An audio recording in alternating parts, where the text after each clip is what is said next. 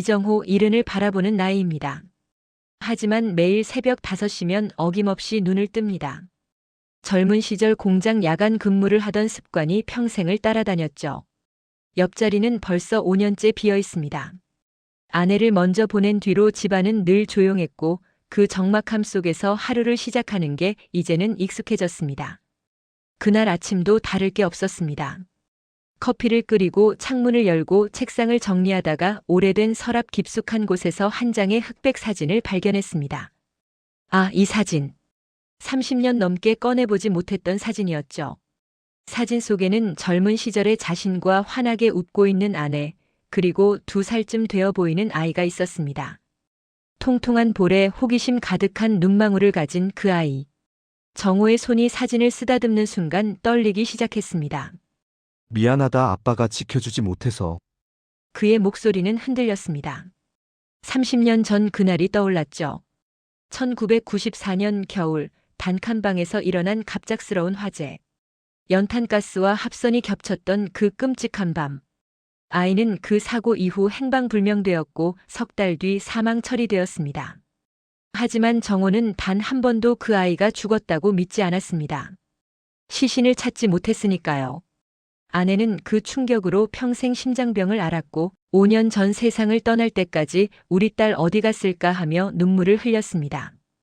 경찰도 수소문했고 실종 아동 찾기 센터에도 등록했습니다. 하지만 그 시절엔 DNA 검사도 흔하지 않았고 CCTV도 없었죠.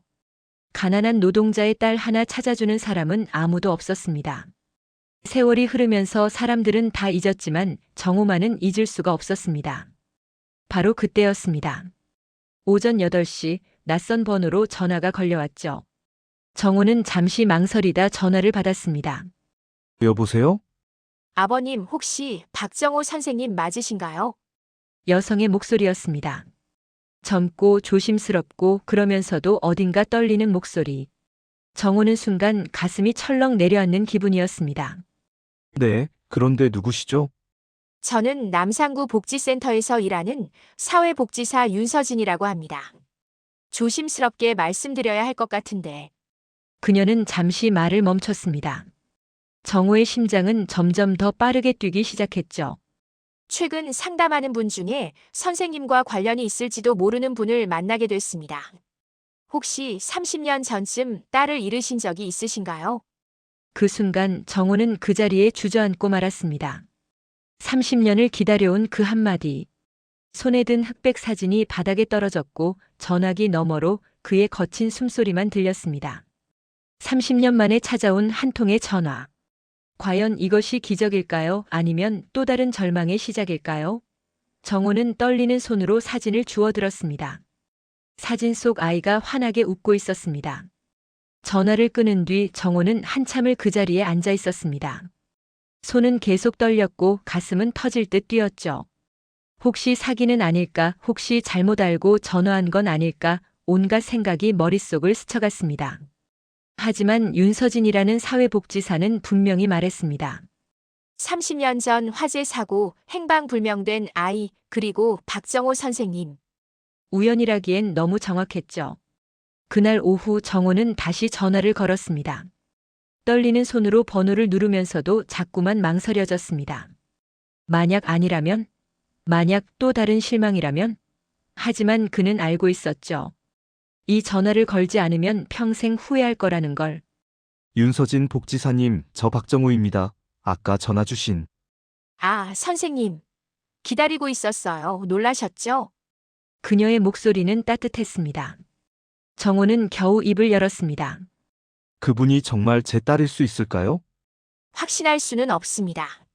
하지만 제가 상담하면서 들은 이야기들이 선생님과 너무 일치해서 연락드렸어요. 한번 만나보시겠어요? 며칠 뒤 정호는 복지센터 근처의 작은 찻집에 앉아 있었습니다.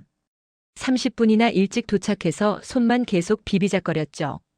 차가운 겨울 날씨였지만 등줄기에선 땀이 흘렀습니다. 문이 열리고 30 중반쯤 되어 보이는 단정한 여성이 들어왔습니다. 윤서진 복지사였죠. 선생님, 처음 뵙겠습니다. 그녀는 공손하게 인사하며 자리에 앉았습니다. 가방에서 파일 하나를 꺼내더니 조심스럽게 입을 열었습니다. 먼저 말씀드릴 게 있어요. 저도 이런 경우는 처음이라 어떻게 말씀드려야 할지 모르겠네요. 그분 이름은 김하늘입니다. 올해 50살이에요. 정호는 숨이 턱 막혔습니다. 김하늘. 그 아이의 출생신고 이름은 박하늘이었습니다. 성만 다를 뿐 이름이 같았죠.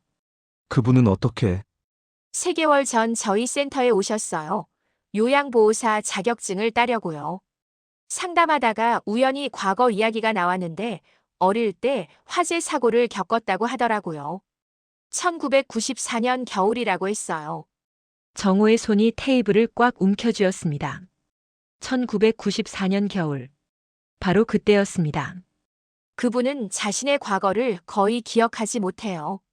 어릴 때 사고를 겪었고 그 뒤로 시설을 전전하며 자랐다고만 알고 계세요. 부모님 얼굴도 이름도 기억 못해요. 윤서진은 잠시 망설이다가 파일에서 사진 한 장을 꺼냈습니다. 허락받고 찍은 사진이에요. 보시겠어요? 정호는 떨리는 손으로 사진을 받았습니다. 그리고 그 순간 온몸에 소름이 쫙 돋았습니다. 사진 속 여성은 세월의 흔적이 역력했지만 눈매가, 입가가, 고개를 살짝 기울이는 습관까지도 돌아가신 아내와 똑같았습니다. 아니, 어린 시절 사진 속 그 아이의 모습 그대로였죠. 이 사람이 정호의 목소리는 떨렸고 눈에서는 어느새 눈물이 흘러내렸습니다. 30년 동안 참아왔던 감정들이 한꺼번에 터져나왔죠. 윤서진은 조용히 티슈를 건네며 기다려 주었습니다. 한참을 울고 난 뒤 정호는 겨우 입을 열었습니다. 제가 이분을 만날 수 있을까요? 천천히 생각하세요. 그분도 아직 아무것도 모르세요. 갑자기 부모라는 사람이 나타나면 놀라실 수도 있어요. 단계를 밟아가는 게 좋을 것 같아요. 정호는 고개를 끄덕였습니다. 맞는 말이었죠. 하지만 30년을 기다렸는데 하루라도 더 기다리기가 너무 힘들었습니다. 다음 주에 센터에서 봉사 프로그램이 있어요. 어르신들께 식사 대접하는 행사인데 그분도 참여하세요. 자연스럽게 만나보시는 건 어떨까요? 정호는 힘껏 고개를 끄덕였습니다. 그날 밤 그는 한숨도 자지 못했습니다. 사진을 몇 번이고 들여다보며 30년 만에 찾아온 기적 같은 순간을 되새김질했죠. 일주일이 어떻게 지나갔는지 정호는 기억할 수 없었습니다. 매일 밤 잠을 설쳤고 윤서진이 건네준 사진을 수없이 들여다봤죠. 사진 속 여성의 얼굴과 30년 전 아내의 모습을 그리고 어린 딸의 얼굴을 계속 비교했습니다. 닮았습니다. 너무도 닮았어요. 눈가의 잔주름 사이로 보이는 그 눈매는 분명 아내의 것이었고 살짝 올라간 입꼬리는 어린 시절 딸아이가 웃을 때 보이던 바로 그 모습이었습니다. 드디어 그날이 왔습니다. 남산구 복지센터 봉사 프로그램 당일. 정호는 새벽부터 일어나 옷을 여러 번 갈아입었죠. 70평생 이렇게 떨려본 적이 없었습니다. 결혼식 날보다 첫 직장에 출근하던 날보다 더 떨렸어요. 센터에 도착하자 윤서진이 반갑게 맞아주었습니다. 선생님 오셨어요. 편하게 계세요. 그분은 주방에서 준비 중이세요. 정호는 로비 구석에 조용히 앉아 있었습니다. 가슴은 미친 듯이 뛰었고 손은 땀으로 축축했죠. 몇 번이고 심호흡을 했지만 긴장은 가라앉지 않았습니다. 그때였습니다. 주방 문이 열리고 한 여성이 앞치마를 두른 채 나왔습니다. 50대 중반쯤 되어 보이는 조금 마른 체격의 여성. 머리는 단정하게 뒤로 묶었고 얼굴엔 피곤한 기색이 역력했지만 눈빛만은 또렷했습니다. 정호는 그 자리에서 얼어붙었습니다. 사진으로 봤을 때보다 훨씬 더 강렬했어요. 실물로 마주하니 의심의 여지가 없었습니다. 저 사람은 자신의 딸이었습니다. 여성은 정호를 보더니 잠시 멈칫했습니다. 그리고 조심스럽게 다가와 고개를 숙이며 인사했죠. 안녕하세요. 김하늘입니다. 오늘 식사 준비 도와드리게 됐어요. 그 목소리. 부드럽고 차분한 목소리. 정호의 가슴이 무너져 내렸습니다. 어린 시절 아빠하고 부르던 그 목소리가 겹쳐졌죠. 아, 네, 박정우입니다. 정호는 간신히 대답했습니다. 목소리가 떨리는 걸 숨길 수 없었어요. 김하늘은 정호를 물끄러미 바라봤습니다. 그 시선이 오래 머물렀죠. 그리고 조심스럽게 물었습니다. 실례지만 혹시 저를 어디서 본 적 있으세요? 왠지 낯이 익은 것 같아서요. 정호는 심장이 멎는 줄 알았습니다. 기억하는 걸까? 아니면 그냥 우연일까? 그는 겨우 고개를 저었습니다. 아니요, 처음 뵙는 것 같은데요. 거짓말이었습니다. 하지만 지금은 아니었어요. 아직 때가 아니었습니다. 김하늘은 잠시 정호를 바라보다가 작게 미소 지었습니다. 죄송해요. 제가 착각한 것 같네요. 그럼 식사 준비 도와드릴게요. 그녀가 돌아서는 순간 정호는 그 뒷모습을 뚫어지게 바라봤습니다.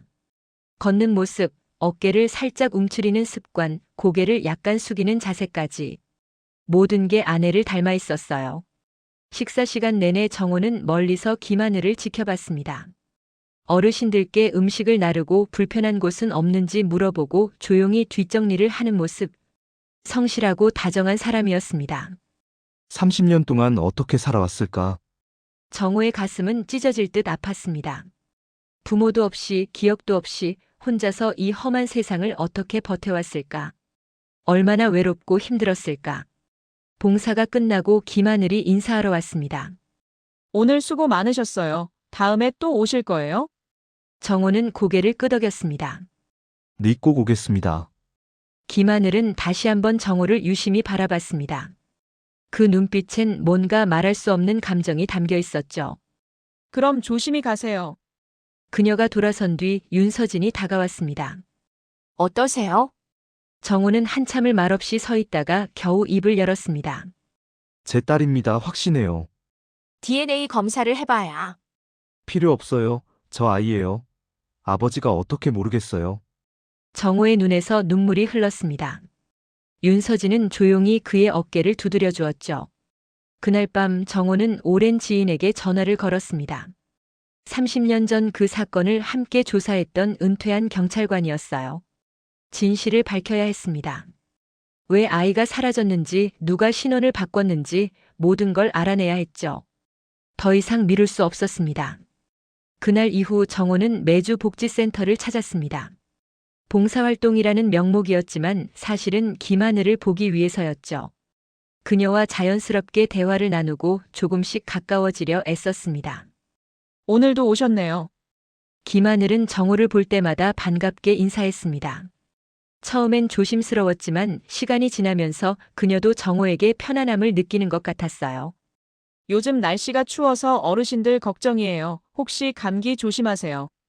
고맙습니다. 하늘 씨도 무리하지 마세요. 짧은 대화였지만 정호에겐 너무도 소중한 시간이었습니다. 딸의 목소리를 듣고 딸의 얼굴을 보고 딸이 살아 숨쉬고 있다는 걸 확인할 수 있었으니까요. 어느 날 김하늘이 먼저 말을 걸어왔습니다. 선생님, 실례가 안 된다면 여쭤봐도 될까요? 네, 말씀하세요. 혹시 가족이 계세요? 정호는 가슴이 철렁했습니다. 뭐라고 대답해야 할까요? 아내를 먼저 보냈고 자식은 그는 말을 잇지 못했습니다. 김하늘은 조심스럽게 고개를 끄덕였어요. 죄송해요. 괜히 여쭤봤네요. 아니에요. 하늘 씨는요? 저도 혼자예요. 어릴 때부터 쭉 혼자였어요. 그녀의 목소리엔 쓸쓸함이 묻어났습니다. 정호는 주먹을 꽉 쥐었죠. 말하고 싶었습니다. 내가 혼자가 아니라고, 아빠가 여기 있다고. 하지만 참았습니다. 아직은 때가 아니었어요. 한편 정호는 은퇴한 형사 최동수와 함께 30년 전 사건을 다시 파헤치기 시작했습니다. 옛 자료를 뒤지고 당시 목격자들을 찾아다녔죠. 정호야, 이거 봐. 최동수가 낡은 파일을 펼쳐 보였습니다. 화재 당시 근처에 있던 불법 보호시설 명단이야. 그때 경찰이 제대로 조사 안 했던 곳들이지. 불법 보호시설이요? 그래, 1990년대엔 이런 곳이 많았어. 행방불명된 아이들을 데려가서 불법 입양을 주선하거나 신원을 조작해서 다른 가정에 보내는 거야. 돈을 받고 말이지. 정호는 치가 떨렸습니다. 며칠 뒤 최동수가 결정적인 단서를 찾아냈습니다. 정호야, 확인했어. 1994년 12월 내 딸 또래 여자아이가 천사의 집이라는 불법 시설에 들어갔다는 기록이 있어. 천사의 집? 이미 폐쇄된 곳이야 하지만 당시 운영자가 아직 살아있더라고. 요양원에 있어. 정호는 곧바로 그곳으로 향했습니다. 80대 노파가 침대에 누워 있었죠. 박하늘이라는 아이 기억하십니까? 노파는 흐릿한 눈으로 정호를 바라봤습니다. 하늘이 그래 기억해. 화재 사고 났을 때 누가 데려왔어? 신원을 바꿔달라고 했지 돈을 주면서. 누가요? 누가 그랬습니까? 잘 기억이 안 나. 남자였나 여자였나 오래됐어. 정호는 주먹을 쥐었습니다. 누군가 의도적으로 딸의 신원을 바꿨습니다. 그리고 그 아이를 가족에게서 떼어놓았죠. 그 아이는 어떻게 됐습니까? 시설을 전전했을 거야. 우리 시설도 얼마 안 가서 폐쇄됐으니까 그 뒤론 몰라. 정호는 센터로 돌아와 윤서진에게 모든 걸 털어놓았습니다. 하늘 씨에게 말해야 할 것 같아요. 더 이상 숨길 수가 없어요. 윤서진은 심각한 표정으로 고개를 끄덕였습니다. 하지만 조심스럽게 접근하셔야 해요. 갑작스러운 진실은 오히려 상처가 될 수 있어요. 알고 있습니다. 하지만 제 딸이에요. 30년을 혼자 살게 한 게 미안해서 견딜 수가 없어요. 며칠 뒤 정호는 용기를 냈습니다. 센터에서 김하늘에게 조용히 말을 걸었죠. 하늘 씨, 혹시 시간 되면 잠깐 이야기 좀 나눌 수 있을까요? 네, 무슨 일이세요? 둘은 센터 옆 작은 공원 벤치에 앉았습니다. 겨울바람이 차갑게 불었어요. 정호는 떨리는 목소리로 입을 열었습니다. 혹시 어릴 때 화재 사고 기억나세요? 김하늘의 표정이 굳어졌습니다. 손이 떨리기 시작했죠. 어떻게 그걸 아세요? 대답해 주시겠어요? 김하늘은 한참을 망설이다가 천천히 고개를 끄덕였습니다. 기억해요. 잘은 모르지만 불이 났어요. 너무 뜨거웠고 무서웠어요. 누군가 저를 끌고 나왔는데 얼굴은 기억이 안 나요. 그 뒤론 시설에서 자랐고. 그녀의 눈에 눈물이 맺혔습니다. 정호는 더 이상 참을 수 없었습니다. 눈물이 주르르 흘러내렸죠. 그 사람이 나였어. 김하늘은 얼어붙었습니다. 정호를 멍하니 바라볼 뿐이었어요. 네가 내 딸이야. 박하늘 30년 전에 잃어버린 내 딸. 김하늘은 한동안 아무 말도 하지 못했습니다. 그저 정호를 멍하니 바라볼 뿐이었죠. 입술이 파르르 떨렸고 눈빛은 흔들렸습니다. 무슨 말씀이세요? 미안해, 정말 미안해. 아빠가 너를 지켜주지 못했어. 정호는 주머니에서 오래된 흑백 사진을 꺼냈습니다. 30년 전 그 사진. 젊은 부부와 두 살배기 아이가 환하게 웃고 있는 사진이었죠. 김하늘은 떨리는 손으로 사진을 받았습니다. 그리고 사진을 들여다보는 순간 눈물이 뚝 떨어졌어요. 이게 저예요? 그래, 너야 두 돌 때 찍은 거야. 네 엄마가 얼마나 좋아했는지 몰라. 김하늘은 사진 속 여인을 손가락으로 쓰다듬었습니다. 이분이 제 엄마. 응, 네 엄마는 5년 전에 돌아가셨어. 죽는 순간까지 너를 찾았어. 우리 하늘이 어디 갔을까 하면서. 정호의 목이 메었습니다. 김하늘은 고개를 떨궜고 어깨가 작게 떨렸죠. 저는 아무것도 기억이 안 나요. 부모님 얼굴도 목소리도 아무것도. 괜찮아, 내 잘못이 아니야. 김하늘은 사진을 꽉 움켜쥐었습니다. 30년 동안 궁금했던 것들, 외로웠던 순간들, 가족이 그리웠던 밤들이 한꺼번에 밀려왔죠. 왜 저를 못 찾으신 거예요? 그 질문에 정호는 할 말을 잃었습니다. 변명할 수 없었어요. 아무리 찾았어도 결국 찾지 못한 건 사실이니까요. 미안해, 정말 미안해. 정호는 그저 사죄할 뿐이었습니다. 며칠간 김하늘은 정호를 피했습니다. 센터에도 나오지 않았고 전화도 받지 않았어요. 윤서진이 집을 방문했을 때도 문을 열어주지 않았죠. 시간이 필요할 거예요. 30년간 궁금했던 진실을 갑자기 마주한 거잖아요. 윤서진의 말에 정호는 고개를 끄덕였습니다. 하지만 기다림은 너무 고통스러웠어요. 그 사이 최동수는 계속 조사를 진행했습니다. 그리고 충격적인 사실을 알아냈죠. 정호야, 이거 봐. 최동수가 펼쳐 보인 건 오래된 입양 관련 서류였습니다. 1995년 3월 박하늘이라는 이름의 아이가 김하늘로 개명됐어. 불법 입양 브로커를 통해서 말이야. 불법 입양이요? 그래, 당시엔 이런 일이 비일비재했어. 가난한 집 아이들, 사고로 부모를 잃은 아이들을 데려가서 신원을 조작하고 돈을 받고 다른 가정에 입양시키는 거지. 그럼 하늘이는 입양이 성사되려다가 무산된 것 같아. 그래서 시설로 보내진 거야. 신혼은 이미 바뀐 채로. 정호는 주먹을 쥐었습니다. 누군가 돈을 벌기 위해 어린아이의 인생을 망쳤습니다. 가족을 찾을 기회조차 빼앗아 버렸죠. 브로커는요? 그 사람은 어떻게 됐습니까? 이미 죽었어. 10년 전에. 하지만 당시 함께 일했던 사람들 중 몇 명은 살아있더라고. 며칠 뒤 정호는 그중 한 명을 만났습니다. 60대 중반의 여성이었어요. 박한을 기억해요. 예쁜 아이였죠. 화재 사고로 구조됐는데 가족을 못 찾았어요. 못 찾은 게 아니라 안 찾은 거 아닙니까? 돈을 받고 신원을 바꿨잖아요. 정호의 목소리가 커졌습니다. 여성은 고개를 숙였어요. 미안해요. 그때는 그게 일이었어요. 먹고 살기 위해서. 먹고 살기 위해 아이의 인생을 빼앗았단 말입니까? 정말 죄송해요. 하지만 그 아이가 살아있다니 다행이에요. 많은 아이들이 시설에서 힘들게 살다가 여성은 말을 잇지 못했습니다.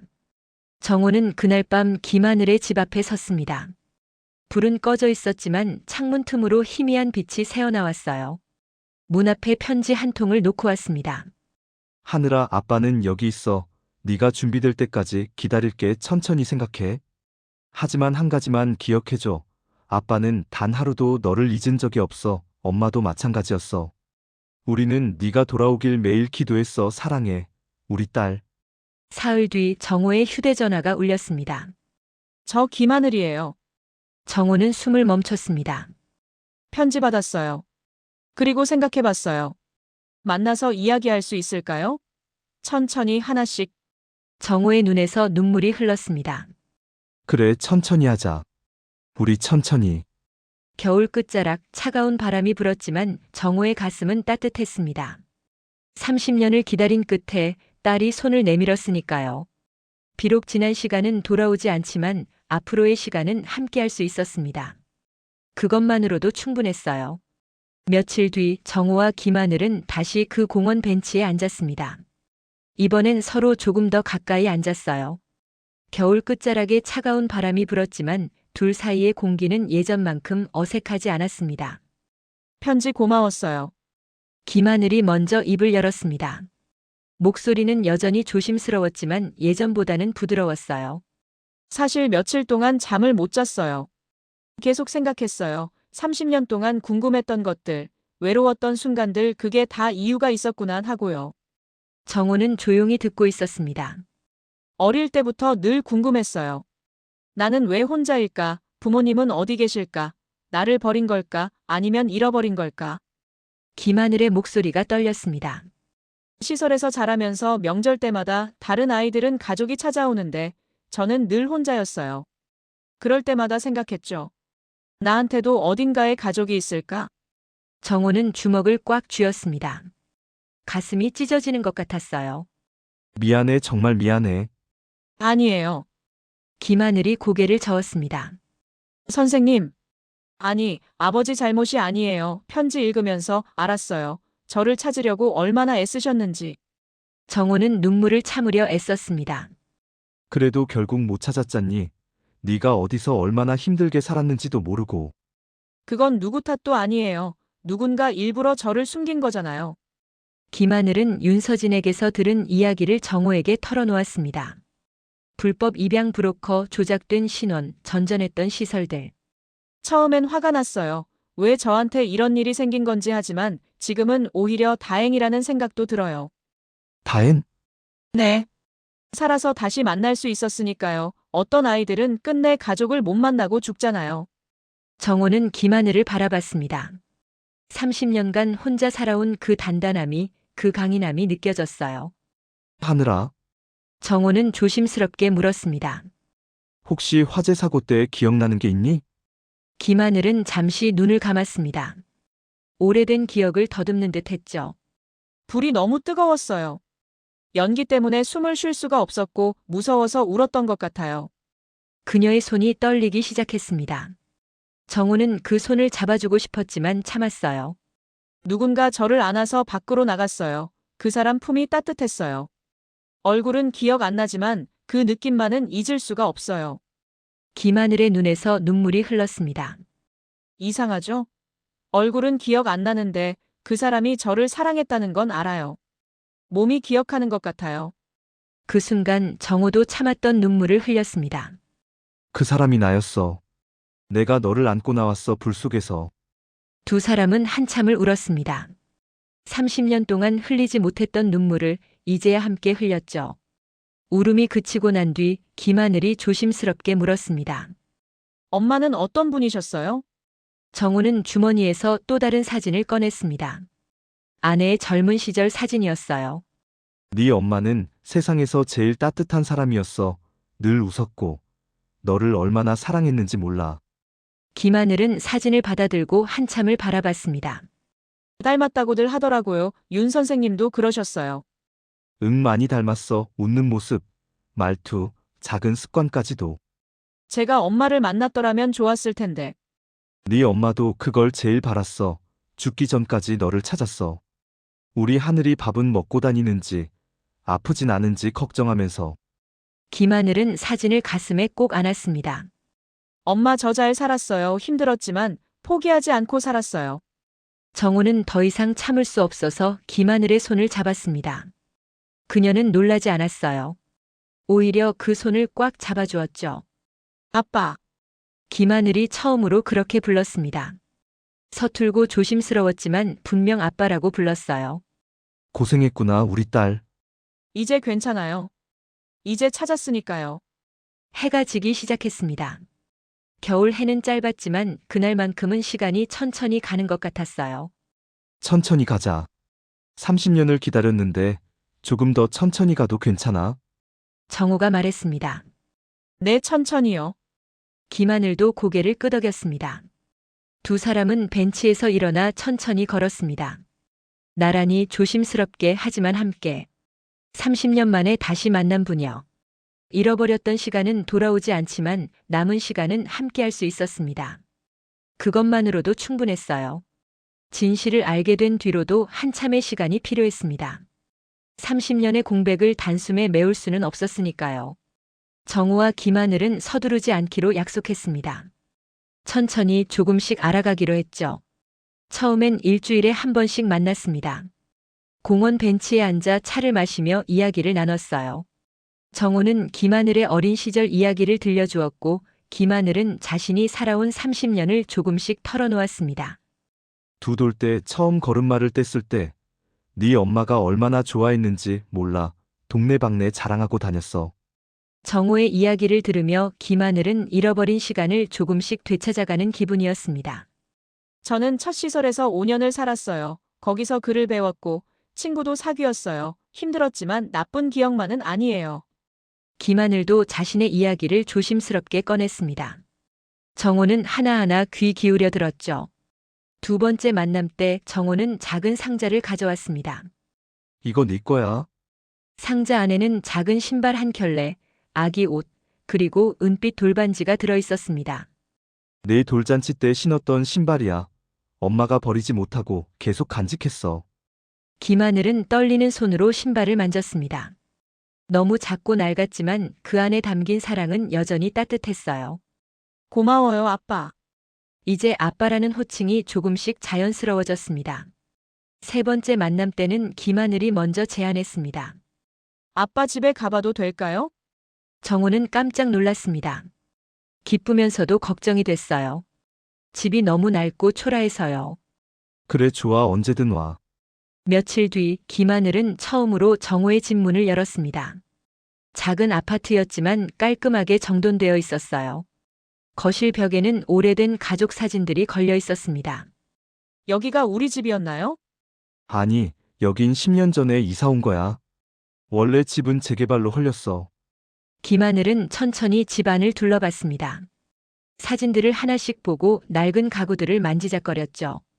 앉아, 차 끓여줄게. 정우가 부엌으로 들어가자 김하늘은 소파에 앉았습니다. 이상했어요. 처음 오는 집인데도 낯설지 않았습니다. 오히려 편안했죠. 여기 국화차야. 네 엄마가 좋아하던 거야. 정우가 차를 내왔습니다. 김하늘은 한 모금 마셨어요. 따뜻하고 은은한 향이 입안에 퍼졌습니다. 맛있어요. 엄마가 매일 이걸 끓여서 마셨어. 너한테도 시켜서 조금씩 먹였지. 김하늘은 차를 마시며 창밖을 바라봤습니다. 봄이 오고 있었어요. 나뭇가지에 연두색 새싹이 돋아나고 햇살은 점점 따뜻해졌죠. 이상해요. 김하늘이 조용히 말했습니다. 여기가 처음 오는데도 편안해요. 마치 오래전부터 알던 것 같아요. 정호는 옆에 앉으며 조용히 웃었습니다. 그게 가족이라는 거야 몸이 기억하는 거지. 김하늘의 눈에 눈물이 맺혔습니다. 30년 동안 이런 게 그리웠나 봐요. 집이라는 것, 돌아갈 곳이 있다는 것. 이제 있잖아. 여기가 내 집이야. 언제든 와. 정말요? 그럼 내 방도 만들어줄게. 천천히 하나씩. 밖에서는 봄비가 조용히 내리기 시작했습니다. 창문을 두드리는 빗소리가 포근했어요. 아빠, 응? 저 잘할 수 있을까요? 가족이라는 거. 정호는 김하늘의 손을 꽉 잡았습니다. 잘하고 못하고가 어딨어. 그냥 함께 있는 거야. 그게 가족이지. 김하늘은 고개를 끄덕였습니다.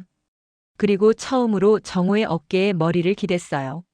정호는 딸의 머리를 쓰다듬었습니다. 30년을 기다린 순간이었죠. 아빠, 다음엔 제가 밥 해올게요. 요양보호사 일하면서 요리 많이 배웠거든요. 그래?